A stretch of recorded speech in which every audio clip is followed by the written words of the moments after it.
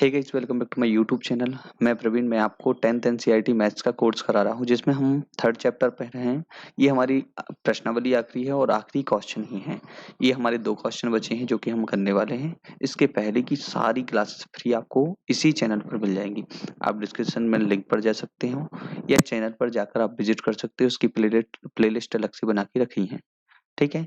आप यदि हमारे चैनल पर नए हो तो हमारे चैनल को सब्सक्राइब करें और वीडियो को लाइक करें, दोस्तों को शेयर करें। देखिए, हमारा ये चौथा क्वेश्चन है। इसमें लिखा है मीना 2000 रुपए निकालने के लिए एक बैंक गई। उसने खजांची से 50 रुपए, ठीक है, कैशियर हैं जो, उनसे 50 रुपए और 100 रुपए के नोट देने के लिए कहा। ठीक है। तो निकालने के लिए गई और उसने क्या कहा, 50 रुपए और 100 रुपए के नोट चाहिए और मीना ने कुल 25 नोट प्राप्त किए। तो ज्ञात कीजिए कि उसने 50 रुपए और 100 रुपए के कितने कितने नोट प्राप्त किए। ठीक है। तो इस पर हमें चर्चा करनी है। तो सबसे पहले आप क्लियर कर लीजिए। जैसे मान के चलो कि मैं 50 रुपए के आपको 3 नोट दूंगा तो आपके 150 रुपए होंगे कि नहीं हो जाएंगे। ठीक है। 100 रुपए के मैं आपको कितने दूंगा, 3 नोट दूंगा, तो आपके कितने हो जाएंगे टोटल, 300 रुपए हो जाएंगे। ठीक है। यदि आप पैसों को जोड़ोगे तो आपके 450 रुपए हो जाएंगे। तो इसमें हमारे पास क्या क्या शामिल थे, नोटों की संख्या ये थी ना। यदि मान के चलो मैं 4 नोट लेता हूँ तो कितने हो जाएंगे, ये 400 हो जाएंगे। तो आपकी कितने 550 रुपए बाहर आ जाएंगे। ठीक है। मतलब इसका मतलब ये है कि आप ऐसा बोल सकते हो कि 50 रुपए की मैंने 3 नोट लिए और 100 रुपए की मैंने कितने 4 नोट लिए। तो टोटल मेरे पास 550 रुपए प्राप्त हुए। ठीक है। यदि मैं इन नोटों को गुल कर दूंगा, कि इन नोटों की संख्या गुल कर दूंगा, तो कितना बोल दोगे आप, 50x, क्योंकि इसकी संख्या अलग है, और 100y इसकी संख्या अलग है। ठीक है। तो बराबर 550 नोट हमें प्राप्त हुए। इनकी संख्या हमें पता चल जाएगी, तो जिससे हमें क्लियर हो जाएगा कि हमारी कौन सी नोट कितने थे। ठीक है। तो ऐसा हम कर सकते हैं। कुछ रिवर्स मैंने प्रोसेस आपको बता दी। अब इस क्वेश्चन में इसी कॉन्सेप्ट की जरूरत पड़ने वाली है। सबसे पहले मैं आपको बता दूं कि 200 रुपए निकालने गई। ठीक है। उसने 200 रुपए निकाले। ठीक है। एक बात बताओ, उन्होंने पूछा क्या क्या है कि 50 रुपए की नोट और 100 रुपए की नोट कितनी कितनी है, इनकी संख्या हमें निकालना है। तो हम सबसे पहले लिख देंगे, जैसे हमें लिखना चाहिए, माना 100 रुपए, पहले 50 लिखा ना मैंने, माना 50 रुपए की नोट के नोटों की संख्या। ठीक है। लिख लेता हूँ पूरा, जैसे हमने अभी माना था तो उसी हिसाब से हमने लिख दिया कि 50 रुपए की नोटों की संख्या x है, 100 रुपए की नोटों की संख्या कितनी है, पाए है। ठीक है। तो इसमें आप आगे क्या बोला कि 2000 रुपए निकालें। 50 रुपए की नोटों की संख्या, जैसे आपने लिखा 50 रुपए की नोटों की संख्या कितनी हो जाएगी, x हो जाएगी, और 100 रुपए की नोटों की संख्या, ठीक है, 100 रुपए की नोटों की संख्या कितनी हो जाएगी, y हो जाएगी। जब दोनों की यदि नोट मिल जाएंगी, यदि हम इनका मल्टीप्लाई करेंगे और टोटल काउंट करेंगे, तो कितना हमारा आंसर आ जाएगा, कितना, 2000 रुपए हो रहे हैं। ठीक है। ऐसा हुआ। अब उन्होंने बोला कि मीना ने कुल 25 नोट खरीदे। तो ये क्या नोटों की संख्या है ना, ये दोनों नोटों की संख्या है। तो x और प्लस y, इन दोनों नोटों को हम प्लस करेंगे तो हमारा कितना आ जाएगा, 25 आ जाएगा। सिर्फ नोटों को क्या बोला, मीना ने कुल 25 नोट प्राप्त किए। तो ये जो नोट हैं, इसमें कुछ होंगे और इसमें कुछ होंगे। तो x और y है ना, तो दोनों x प्लस y दोनों की संख्या कितनी हो जाएगी, 25 नोट। ठीक है। कितने नोट हो जाएंगे, 25 नोट हो जाएंगे। ठीक है। इतना आपको समझ में आ गया। तो आप एक हिसाब से बताइए कि आपके पास एक समीकरण ये है और दूसरा समीकरण ये है, इन दोनों को हम सॉल्व करके अपना आंसर निकाल सकते कि नहीं निकाल सकते। मैंने इनको थोड़ा व्यवस्थित लिख दिया है यहाँ पर। अब देखिए, इसमें यहाँ पर देखो, ये दोनों समीकरण हैं। अब इसको हमें क्या करना है, इनको थोड़ा सा, इस समीकरण को छोटा कर सकते हैं। ये वाला समीकरण हमने इन दोनों को अलट पलट के लिख दिया है कि थोड़ा हमें आसान हो जाए, क्योंकि हमें कैलकुलेशन उसके नीचे करना है, ये नीचे आ रहा था। तो ये तो आपको समझ में आ गया ना कि दोनों हमने समीकरण कैसे बनाए। तो 5 से ये पूरे कट जाएंगे, देखो कैसे, 50 से काटेंगे। तो एक बार ये पूरा सबसे अच्छा सबको 50 से डिवाइड कर दो। ठीक है। इसको भी हमने 50 से डिवाइड किया, इसको भी 50 से डिवाइड किया, इसको भी 50 से डिवाइड किया। ठीक है। तो इन दोनों को काटा तो यहाँ पे 1 आ गया, यहाँ पे कितना आएगा, 2 आएगा। इनको काटा तो कितना आ जाएगा, 4 आएगा। ठीक है। तो ये 40 आ जाएगा। तो हमारा जो आंसर बना इसका, x प्लस 2y बराबर कितना आ जाएगा, 4। ठीक है। 50 का 4 बार करोगे तो 200 आएगा ना। तो कितना, समीकरण हमारा ये 2 है, वही वाला। ठीक है। यही वाला है, सेम टू सेम। तो इसको हम हटा भी सकते हैं कि ये समीकरण 2 नहीं है। ठीक है। इसको सॉल्व करके हमारा ये बना समीकरण 2। ठीक है। अब क्या करना है कि हमारा समीकरण 1 और समीकरण 2 बन गया। तो समीकरण 1 से समीकरण 2 को घटाने पर कैसा, जैसे हम अभी लिख रहे थे कि समीकरण 1 से समीकरण 2 को घटाने पर, ठीक है। समीकरण 1 में से किसको घटा रहे हैं, समीकरण 2 को घटा रहे हैं, ठीक है। 2 को घटा दिया तो इसमें क्या करना है, x प्लस वाई बराबर कितना है 25 है, x प्लस 2y बराबर कितना है माइनस का, सॉरी 4 ही है बस अकेला, ठीक है। अब जब हम घटाते हैं तो साइन चेंज होते हैं, तो इसका साइन हो गया माइनस, इसका साइन हो गया, इसका माइनस साइन हो गया, ठीक है। तो इनको हमने तीनों को माइनस करना है, तो अब इसको इसमें से ये कैंसिल हो जाएगा पूरा, और ये हमारा कितना आ जाएगा, माइनस का अकेला y आ जाएगा, ठीक है। इसके इक्वल में ये कितना हो जाएगा, माइनस का y लिखना है, ठीक है, माइनस का y, यही भूल जाएंगे तो फिर बाद में गड़बड़ हो जाएगी, ठीक है। ये कितना आ जाएगा, इसमें से इसको घटाएंगे तो 21 आ जाएगा, ठीक है। तो हमारे पास जो y की वैल्यू प्राप्त हुई, तो y की वैल्यू कितनी आ जाएगी, माइनस का 21, क्योंकि ये वाला माइनस इस तरफ भी लगा सकते, इस तरफ भी, एक जगह कहीं लगेगा, ठीक है। तो ये हमारा किसकी y की वैल्यू हमारी आ जाएगी। अब इसके बाद इस y का मान हमें किसी समीकरण 1 में रखना है, ठीक है। तो y का मान ये माइनस में 21 क्यों आया, एक बार देख लेता हूँ, ठीक है, चेक कर लेते हैं हम। कितना 40 आना था यहाँ पे, कितना 40, सॉरी इसलिए तो गलत हुआ ना, ये कितना है 40, देखो ये दोनों कटे हुए थे तो ये वाला जीरो बचा था ना, तो ये वाला जीरो हमने यहाँ पे लगा दिया, तो यहाँ पे कितना आ जाएगा 40, तो ये हो जाएगा कितना 40। जब ये 40 होगा, 21 लिखा है जहाँ पे, तो ये इसको हटा दो पूरा, ठीक है। ये कितना है 40 है, 40 में इसको घटाना है, ठीक है। तो इसका आंसर कितना आ जाएगा, माइनस का कितना आ जाएगा 15 आ जाएगा, तो माइनस से माइनस ये कैंसिल आ जाएगा, तो y बराबर कितना आ जाएगा हमारे पास, माइनस का, सॉरी सिर्फ 15 ही आ जाएगी, क्योंकि माइनस से माइनस कैंसिल हो जाएगा, ठीक है। तो हमारी एक वैल्यू हो जाएगी 15। तो इसमें क्योंकि माइनस में नोट हो ही नहीं सकते, इसलिए मुझे खुद अंदाजा हो गया था कि ये इसमें कुछ गलत हो रहा है, ठीक है। अब इसके बाद y का मान, ठीक है, y का मान समीकरण किसमें, समीकरण 1 में रखने पर, ठीक है, 1 में रखने पर, ठीक है, 1 में रखने पर, तो y का मान समीकरण 1 क्या है, x plus y is equal to कितना हो गया 25 हो गया। यहाँ पर x लिखा ही है, y की वैल्यू हमारे पास कितनी है, y की वैल्यू हमारे पास 15 है, ठीक है। तो y की वैल्यू 15 की, 15 को हमने लिख दिया, इसके बराबर में कितना है 25 लिखा ही है, ठीक है। अब x बराबर जब हम इसको 15 है, इसको 25 लिखा था, 25 में से अब हमें 15 को माइनस करना है, ठीक है। तो 25 में से हम 15 को माइनस करेंगे तो कितना आ जाएगा हमारे पास 10 आ जाएगा, तो x की वैल्यू हमारे पास कितनी आ जाएगी 10 आ जाएगी। तो आपको ये दोनों संख्या मिल गई, तो हम इसका आंसर कैसे लिख सकते हैं, जैसे हमने माना में लिखा था ऐसे ही आंसर इसका लिख देंगे लास्ट में, ठीक है। देखो बुको सेम टू सेम ऐसी ही लाइन लिखेंगे हम, ठीक है। और इनको क्या करेंगे, जैसे 50 रुपए की नोट हमारे x लिखा है, तो इसका आंसर हमारे पास कितना आया, हमारा आंसर कितना आया, x की वैल्यू हमारे पास 10 आई, तो इसकी जगह पे हम किसको लिख देंगे, 10 को लिख देंगे, ठीक है। इसका आंसर कितना है 10, और y की जगह पे कितना लिख देंगे हम, सीधा आंसर कितना आ गया 15। तो जो माना लिखा था इस माना को हटा देंगे, क्या लिख देंगे अतः, बस दोनों ही लिख के लास्ट में हमारा आंसर ऐसा आ जाएगा, ठीक है। आपको ना समझ में आया हो तो आप इसको फिर से देख लीजिएगा और थोड़ा सा स्पीड स्लो कर लीजिएगा, ठीक है। तो मैंने पहले बेसिक भी बता दिया था, इसको कैसे सॉल्व करना, कैसे इक्वेशन बनाना, पूरा क्लियर आपको आना चाहिए, ठीक है। ये हमारा नेक्स्ट क्वेश्चन है, इसमें देखिए इसमें लिखा है कि किराए पर पुस्तकें देने वाले किसी पुस्तकालय का प्रथम 3 दिनों का एक नियत किराया है, ठीक है। तो 3 दिन का एक नियत किराया है, पहली बात ये नोटिस करना है, ठीक है। 3 दिन का एक क्या है, नियत किराया है। उसके बाद प्रत्येक अतिरिक्त दिन का अलग अलग किराया है, ठीक है। तो जैसे आप कहीं भी पुस्तकालय में जाते हो, लाइब्रेरी में जाते हो, तो आपको क्या करना है, जैसे आप 7 दिन जाओगे तो इसमें से 3 दिन आपका, 3 दिन का तो एक फिक्स प्राइस लगेगा। इसके बाद आप 4 दिन 5 दिन, जैसे 4 दिन जाओगे तो 4 दिन का आपका एक अलग किराया लगेगा, ठीक है। इसका तो फिक्स है, ठीक है, इसमें कोई दिन के हिसाब से नहीं जोड़ रहा है, 3 दिन का एक फिक्स किराया बना दिया उन्होंने, ठीक है।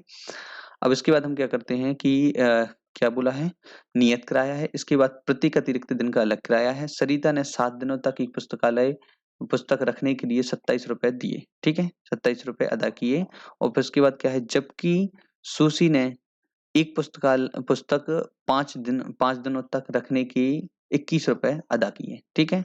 नियत किराया और तथा प्रत्येक अतिरिक्त दिन का किराया ज्ञात कीजिए, उन्होंने ये बोला है, ठीक है। तो इसकी पूरी लैंग्वेज को मैं आपको बता देता हूँ, पहले हम वैसे लिख लेंगे तीनों और ओरल में।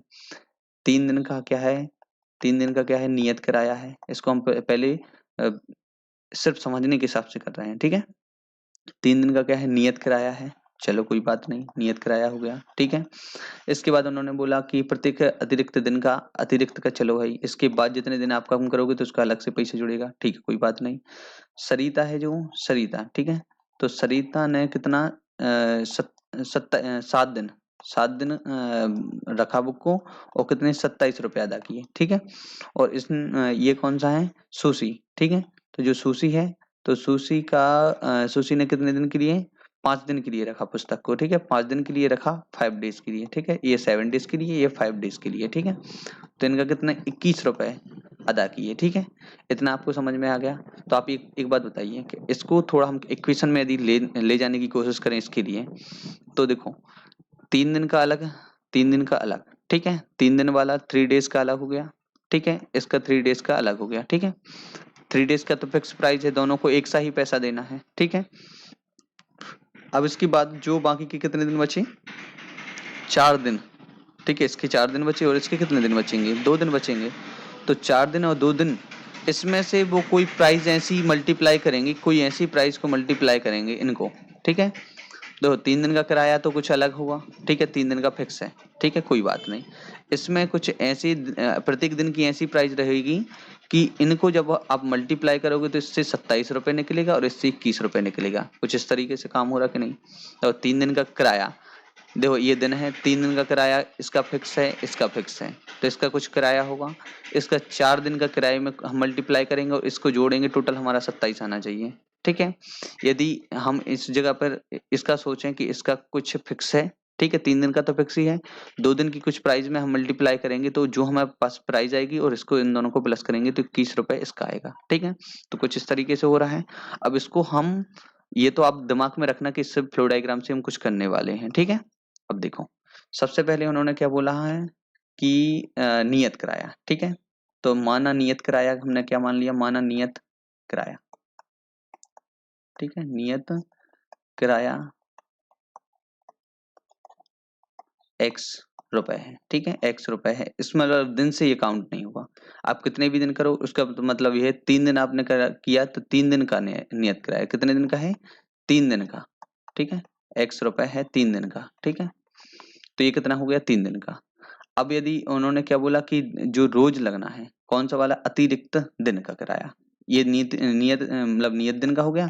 अब क्या करेंगे, हम अतिरिक्त दिन का जोड़ेंगे, तो अतिरिक्त दिन का किराया, अतिरिक्त दिन, अतिरिक्त मतलब अतिरिक्त दिन में ऐसा नहीं कि अतिरिक्त कितने भी दिन, प्रत्येक दिन का किराया, ठीक है, अतिरिक्त में प्रत्येक दिन का किराया है, हर एक दिन का किराया कितना कर दिया, बाय कर दिया, ठीक है, 22 रुपए कर दिया, ठीक है। अब देखो हम इसको अपने तरीके से लिख सकते हैं, कैसे लिख सकते हैं कि जैसे सबसे पहले क्या लिखा उन्होंने कि 3 दिन का क्या हो गया, x रुपए लग गया, ठीक है, किसका, सरिता गई 7 दिन के लिए, ठीक है। तो सरिता ने कितना, 3 दिन का हो गया सरिता का कितना, x रुपए, ठीक है। अब बाकी के कितने दिन बचे हुए हैं, बाकी के कितने दिन बचे बताओ, 3 दिन में से 4 दिन बचे, तो 4 दिन का प्रत्येक दिन का किराया होगा, 4 का बाय में मल्टीप्लाई होगा, तो 4 दिन का आ जाएगा, ठीक है। तो ये 3 दिन का तो फिक्स ही है, इसमें हमें 3 लिखने की जरूरत क्यों नहीं है, क्योंकि हम प्रत्येक दिन का थोड़ा जोड़ रहे हैं। ये जो x की वैल्यू है टोटल 3 दिन की है, टोटल 3 दिन, ठीक है। ये जो x की वैल्यू टोटल 3 दिन की, और ये है 1 दिन की, तो इसलिए 4 का मल्टीप्लाई क्यों करना पड़ रहा है, क्योंकि ये 4 दिन का आंसर आ जाए, ठीक है। अब इसके बाद भी समझ नहीं आ रहा तो आप बार बार देखो इसको, ठीक है। अब कितना, इसका कितना बन रहा है, 27 रुपए बन रहा है, तो हमारा समीकरण 1 बन गया, ठीक है। अब देखो 3 दिन का किराया क्या हो गया, x हो गया, किराया टोटल हमने लिख दिया। अब 1 दिन के हिसाब से, अब ये कितने दिन रहे, 3 दिन के, देखो इसने कितने टोटल 5 दिन के लिए रखी थी पुस्तक, देखो क्या है, ये सुशी है, सुशी ने कितने 5 दिन के लिए रखी थी, ठीक है। तो 3 दिन तो इसमें से कट गए, ठीक है, 3 दिन तो उसने रह लिया, तो इसका फिक्स प्राइस इतना हो गया, ठीक है। हम सिर्फ पैसों पैसों की बात कर रहे हैं, ठीक है। अब 3 दिन के बाद कितने, 2 दिन बची ना, तो 2 दिन का 22 रुपए के हिसाब से पैसा जुड़ेगा कि नहीं जुड़ेगा, कि 22 रुपए के हिसाब से, जैसे 2 दिन आप 5 रुपए के हिसाब से काम करते हो तो 10 रुपए जुड़ेगा, तो ये टोटल 10 रुपए है मान के चलो, ठीक है। तो ऐसे ही कुछ आएगा, तो 2 दिन का हो गया, और प्रत्येक दिन का प्राइस, 2 दिन आप कम करोगे तो 2 दिन में कितना, प्रत्येक दिन का प्राइस ये लिखा हुआ है, ठीक है। तो इसका जब हम टोटल करोगे, देखो 3 दिन का प्राइस जुड़ जाएगा और 2 दिन का अलग अलग प्राइस जुड़ जाएगा, तो कितना आ जाएगा, टोटल 21 आ जाएगा। अभी इसका जो आंसर आएगा इससे मैं इसको सॉल्व करके बताऊंगा, ठीक है, आप इसकी टेंशन मत लेना, ठीक है। अभी आप देखते जाओ, बस थोड़ा सा क्वेश्चन आपको टफ लगेगा, बाकी सबसे इजी क्वेश्चन है, ठीक है। समीकरण 1 और समीकरण 2 हमारे ये दोनों बन जाती है, समीकरण 1 और समीकरण 2, ठीक है। अब इसको हमें क्या करना है, इसको हमें माइनस करना है समीकरण 1 में से समीकरण 2 को, तो इसका साइन चेंज होगा, इसका भी साइन चेंज होगा, इसका भी साइन चेंज होगा, ठीक है। ये दोनों क्या हो जाएंगे, कैंसिल हो जाएंगे, तो हमारे पास कितना आ जाएगा 2/, ठीक है। इसके इक्वल में कितना आ जाएगा, इतना यहाँ पे कितना आ रहा था, इनको माइनस करेंगे तो कितना आ जाएगा 6 आ जाएगा, ठीक है। तो हमारी जो बाई की वैल्यू कितनी आ जाएगी 3 आ जाएगी, ठीक है, 3 आ चुकी है। अब इस बाई का मान हमें यहाँ पे कुछ समझाना है, थोड़ा मैं यहाँ से लिख रहा हूँ, ठीक है। तो बाई का मान समीकरण किस में रखने पर, समीकरण 1 में रखेंगे, समीकरण 1 में रखने पर, ठीक है, समीकरण 1 में रखने पर, ठीक है, रखने पर। तो समीकरण 1 कौन सा है, x प्लस कितना है 4y है, इसके इक्वल में कितना है 27 लिखा था, हमें y की जो वैल्यू मिली है, तो y की वैल्यू हमारे पास कितनी है, y की वैल्यू 3 है। इसके अलावा और क्या है, और तो बाकी सेम टू सेम है ही है, ठीक है। 4 × 3 हो जाएगा, यहाँ पर x था तो x ही रहेगा, 27 था तो 27 ही, बस हमने किसकी y की वैल्यू को हमने यहाँ पे लिख दिया, ठीक है। तो अब हमारे पास क्या हो जाएगा, 4 × 12, तो 27 तो लिखा ही था, ये 12 उस तरफ जाएगा पक्षांतर में, तो 12 इस तरफ आ जाएगा, ठीक है। तो इसमें से हम इसको माइनस करेंगे तो कितना आ जाएगा 5 आ जाएगा, और ये 1 आ जाएगा। तो हमारा जो आंसर दूसरा वाला आया तो कितना आ गया 15 आ गया। तो इसका मतलब ये है कि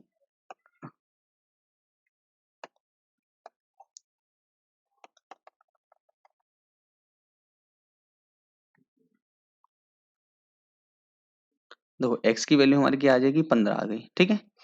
अब इसमें आप देखिए कि हमारे पास जो x की वैल्यू और y की वैल्यू दोनों मिल चुकी हैं, जो हमारे सामने है, ठीक है, x और y की वैल्यू। अब देखो इससे जो, हाँ, इससे हमें क्या पता चला कि x मतलब कि नियत दिन का कितना है किराया 15, ठीक है, नियत दिन का कितना है 15। तो यहाँ पे कितना आ जाएगा, हमारा आंसर कितना आ जाएगा 15 आ जाएगा नियत दिन का। और जो हमारी अतिरिक्त दिन का क्या है, प्रत्येक दिन का 3 रुपए लग रहा है हर एक दिन। आप 4 दिन बाद 4 दिन करोगे तो 4 का 3 में मल्टीप्लाई होगा तो 12 आएगा, ठीक है। अब देखो क्या बता रहा था मैं कि 3 दिन का जो किराया है तो फिक्स ने 15 रुपए लिख दिया, ठीक है। 4 दिन थे तो 4 दिन, प्रत्येक दिन के हिसाब से इसमें पैसा लग रहा है, प्रत्येक दिन कितना 3 रुपए लग रहा है, तो प्रत्येक दिन के हिसाब से ये 3 डेज का टोटल 15 रुपए हो रहा है, ठीक है। तो 3 दिन का कितना 15 रुपए हो रहा है, तो इसमें 15 प्लस कितना है 4 और 3 का मल्टीप्लाई करेंगे तो कितना हो जाएगा 12, 12 और 15 कितना हो जाएगा 15 प्लस कितना हो जाएगा 12, तो कितना 27 ही आएगा कि नहीं आएगा। तो आपको ये समझ में आ गया। तो ये जो हम टोटल x की वैल्यू को रख रहे हैं, ये टोटल रुपए में है, ठीक है। ये 4 दिन है, और दिन का, एक दिन का जो किराया जोड़ेंगे तो कितना टोटल 12 बनेगा। तो 15 प्लस 12 कितना हो जाएगा 27 हो जाएगा। तो आपको समझाने के लिए मैंने कितना क्या क्या लिख दिया, ठीक है। तो आपको जब सॉल्व करना है तो बस ये समझाने के लिए मैंने सब कुछ लिखा है। तो सॉल्व सिर्फ आपको देखो कितना करना है, इतना करना है, ठीक है, इतना करना है। ये कितना है 15 रुपए जो लिखा है, ये इसको भी पहले से नहीं लिख सकते, इसको भी नहीं लिख सकते, ठीक है। तो इसका आप स्क्रीनशॉट ले लीजिए, इसका सॉल्यूशन बस इतना ही है। मैंने बस समझाने के लिए इतना सब कुछ बताया। मैं आशा करता हूँ कि आपको ये क्वेश्चन बहुत अच्छे से समझ में आया होगा, ठीक है। तो चलो मिलते हैं हम नेक्स्ट क्लास में। 3.3 हमारी एक्सरसाइज कंप्लीट हो चुकी है, ठीक है। Thank you.